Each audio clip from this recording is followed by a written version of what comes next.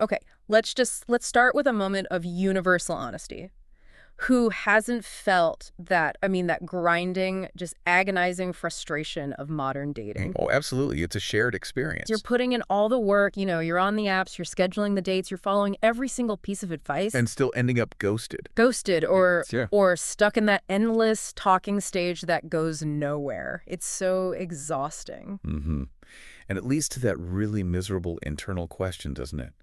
Why does this feel impossible for me when it seems so easy for everyone else? Yes, exactly that. But that feeling, that sense that you're stuck in a puzzle you don't have the rules for, Hmm. we need to reframe that right now. Okay. You're not broken. The issue is that we all sort of operate under this huge silent assumption. Which We is? assume dating is an instinct, like you should just know how to do it, like walking or breathing. But the truth is, dating, Yeah. it isn't an instinct. It is a complex learned skill set. And that, right there, is the pivotal insight. If it's a skill, then we can study it, we can Yeah. practice it. And we can get better at it. So that's our mission for this deep dive. We're going to unpack the mechanics of it all and hopefully turn some of that confusion into competence.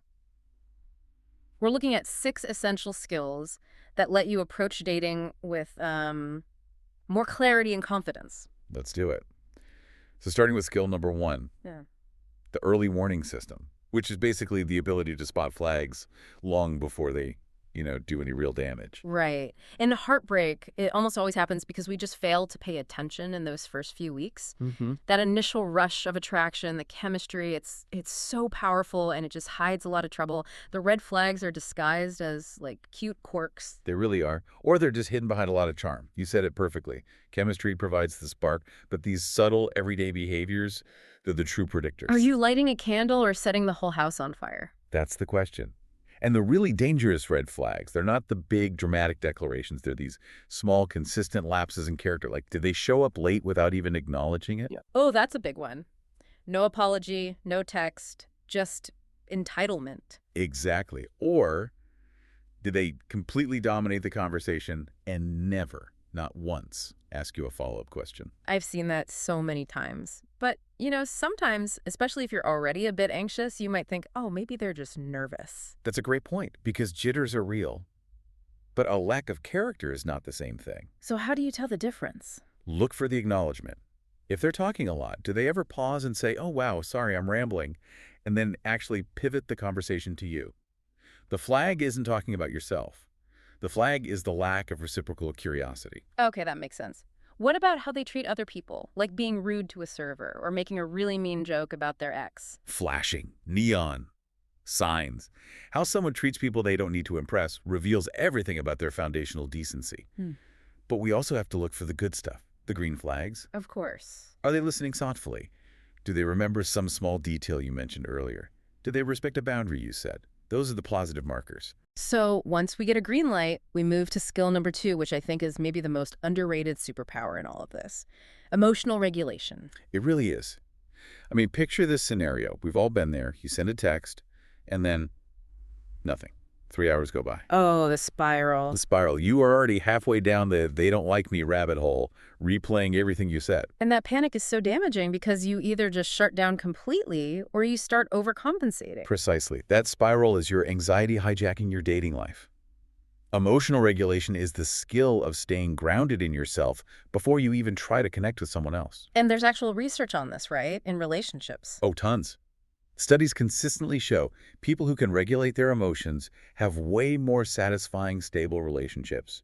They're more resilient when things don't work out, and they handle conflict better.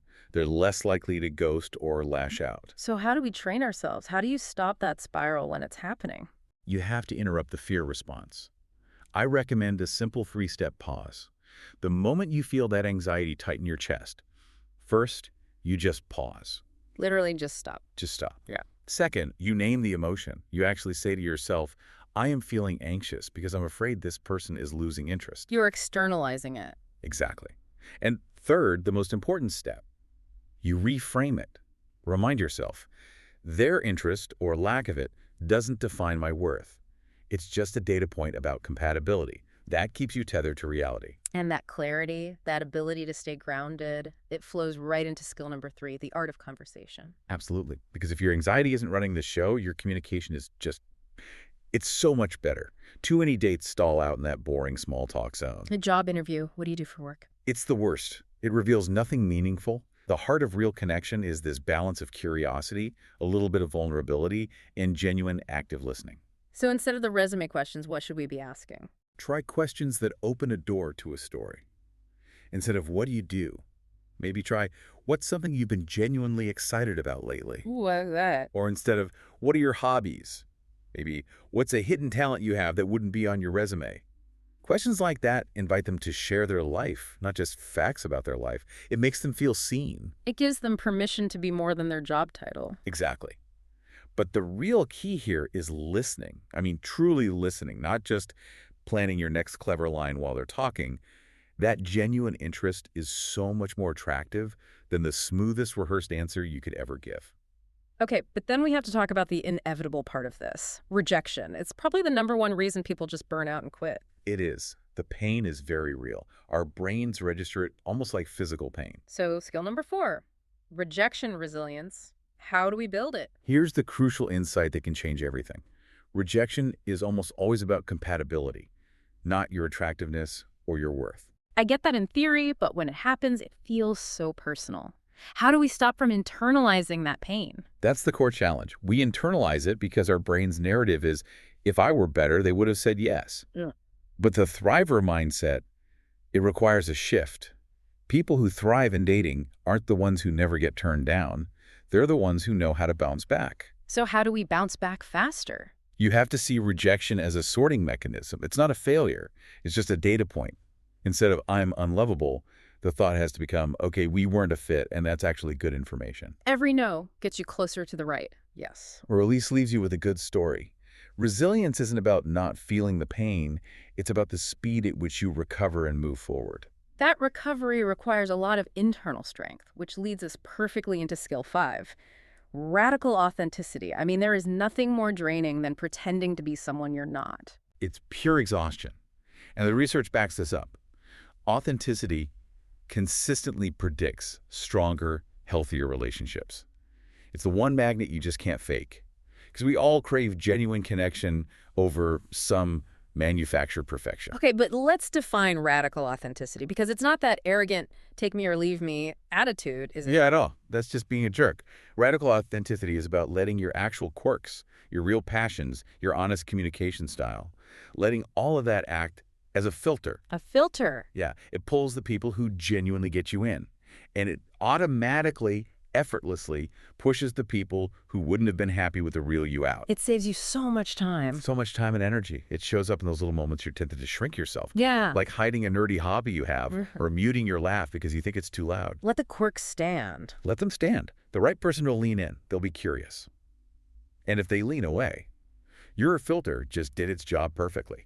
Which brings us to the final pillar, skill number 6, empathy. We hear that word all the time, but what does it actually look like on a date?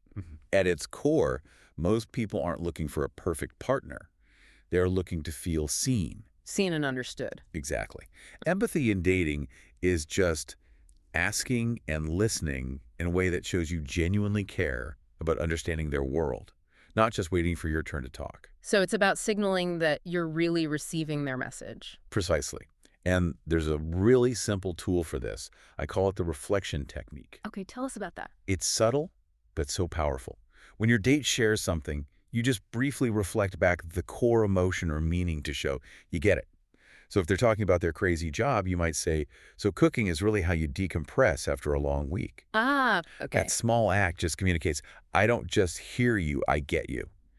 And that feeling of being understood, that is profoundly attractive. Okay, so let's bring all 6 of these skills together. This whole deep dive, it shows that dating doesn't have to feel like this impossible riddle. The secret isn't some arbitrary set of rules or memorizing perfect lines. It's all internal work. It's about cultivating these skill-spotting flags, regulating your emotions, conversation, resilience, authenticity, and empathy. And the goal isn't just to find someone. It's about becoming the person who can attract and sustain a relationship with someone who really truly gets you and walks beside you. And if the most effective strategy for dating success requires all this deep self-awareness Things like emotional regulation and authenticity. and resilience, then it kind of raises a really important question, one for you to consider and explore on your own. How much of what we call dating is actually just a sophisticated Yeah, and maybe even necessary training program for self-respect and self-management? something to ponder?